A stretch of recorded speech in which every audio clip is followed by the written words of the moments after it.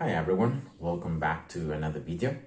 So welcome to another episode of Christian Apologetics, and this is going to be actually the second episode regarding the analysis of the Gospels as eyewitnesses accounts regarding life, ministry, death, and resurrection of the historical figure of Jesus Christ. And in the first episode, I just analyzed how the Gospels present themselves as containing eyewitnesses accounts. You see, the Gospel writers weren't eyewitnesses, but they wrote in the text eyewitnesses accounts. So that's a huge difference, all right? Other than the Gospel of John, that was written by the disciple and by the apostle John, that was also an eyewitness. The other Gospels of Matthew, Mark, and Luke contain eyewitnesses accounts, but they weren't actual eyewitnesses. Now, I'm going to follow the analysis and the investigation of the detective J.Warner that has written this book here called Cold Case Christianity. We're gonna see that we can actually test the Gospels. We can try them, right? We can see if we can consider them to be reliable. Because of course, if the Gospels are false, then everything that's written inside is also false, right? So we don't have to trust it. And therefore, here is going to be, in this episode, the next three actually, we're going to take a look at 4 different tests that we're going to apply to the Gospels to see if they can pass them, to see if we can consider them reliable, so that the accounts, the claims regarding Jesus are actually true, right? If we can consider them to be true. So in this first test, we're going to analyze time. So we're going to analyze and we're going to have this question: were the Gospels written early enough during the lifetime of the actual eyewitnesses? Many skeptics believe that the Gospels were written centuries after Jesus, so like at least in the 2nd century. And of course, no one really lives for that long. So the eyewitnesses, if the Gospels were written so late, the eyewitnesses would be all dead.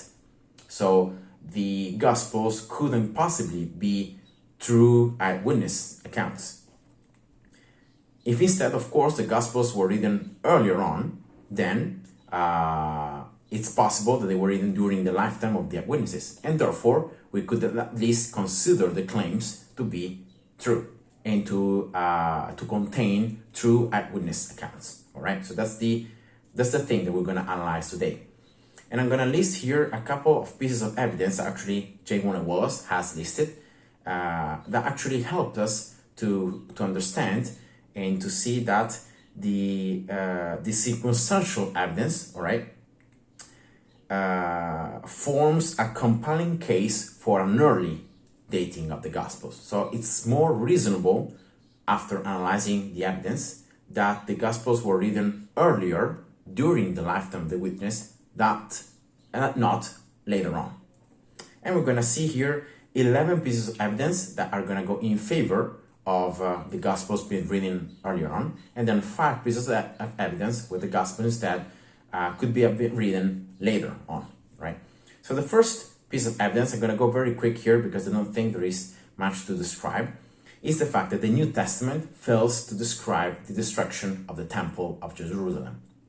That was a huge thing that happened in year AD 70. So supposedly around 35 after Jesus died. And so how it's possible, that this event that actually Jesus predicted the temple to be destroyed, how is it possible that the New Testament fails to describe this? There is no hint about the destruction, and there is no information at all about this. There is no information about the siege of Jerusalem that precedes the destruction of the temple. There is no hint about that, even though it would confirm, the fact that Jesus had predicted it to be destroyed. And then again, Luke, that is the gospel that we're gonna mostly take into consideration here.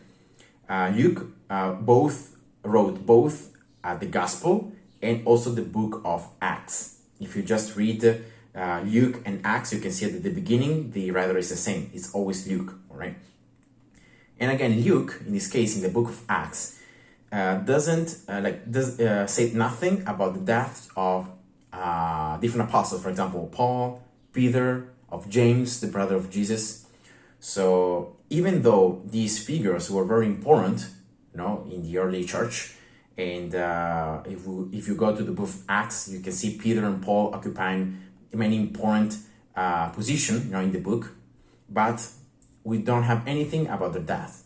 So we can already start to go down in the timeline. So we have the destruction of the temple, 70 AD, the siege that was earlier, still nothing about that, nothing about the death of Paul and Peter that occurred between 64 and 65 AD. And we have nothing about the death of James, the brother of Jesus, that happened in 62 AD. And so you can see that we're just moving back in time, all right? So that's what we're gonna try to do. Then, of course, remember that the Gospel of Luke was written before the book of Acts. So if in the book of Acts there is nothing written about the death of James, then that means that the Gospel of Luke must be earlier than 64 AD. And then we other pieces of evidence is quotes. So we can see the different letters from Paul that we know that happened between 53 and 57, right, AD. Many letters of Paul are going to actually quote directly passages from the Gospel of Luke. So that means that the Gospel of Luke must have been already circulating and must have been considered important, during when Paul was already reading the letters. So that means that the Gospel of Luke was written before AD 53, 57. So before that. So the Gospel of Luke was already written before that time. And so you can see that we're going to just keep on going backwards and backwards and backwards in time. The fact that Paul is going to quote the Gospel of Luke in the Corinthians, also in Timothy, and then going back, we can see that finally Luke, in the Gospel of Luke, there are many quotes about Mark, so the Gospel of Mark, and the Gospel also of Matthew. So there are around, I'm going to just read here, 350 verses from Mark appear in Luke's Gospel, and 250 verses from Matthew appear in Luke's account. So you can see a lot of verses. So what does this mean? That the Gospel of Mark, especially, was written before Luke wrote his Gospel. So it even anticipates the Gospel of Luke. And another piece of evidence is the fact that in the Gospel of Mark, there is this sense of urgency. The fact that Mark especially is protecting very key figures, especially people that were still alive probably at that time. So, for example, Mark doesn't write the name of Peter. Most likely Mark wrote the Gospel from Peter's perspective, so the disciple, so the Apostle Peter perspective. And that's why we don't find the name of Peter in the Gospel. Every time there is, like here, for example, it's written when he just cut with the sword the ear of a servant, when Peter, And in the Gospel of Mark, we don't know which is the disciple that decided to do this. Instead of the other Gospels, we discover that is actually Peter that did it. So all the fact that, for example, Mark also covered Mary, Lazarus, and other people, he didn't write the names of them. They just leave them like anonymous.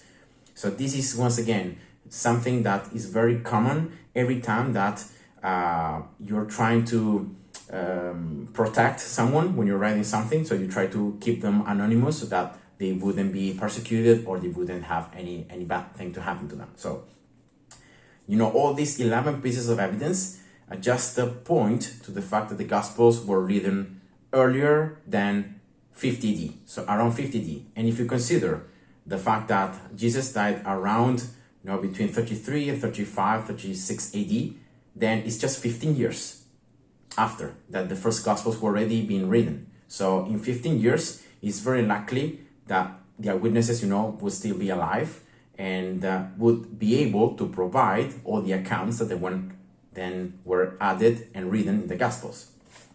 Now, there are also 5 pieces of evidence that instead point to the fact that the Gospels were written later on. For example, the fact that the authors of the Gospels are anonymous, so they don't define themselves at the beginning. But this is not something that should be considered weird, because there are many, many different ancient documents, historical documents, where the writer doesn't, it's not writing the name of himself, right? It's not presenting like he's the author of the book, but by just corroborating evidence by other historians, we can just understand that it was actually that particular historian that wrote that book. And the same here happens for the Gospels.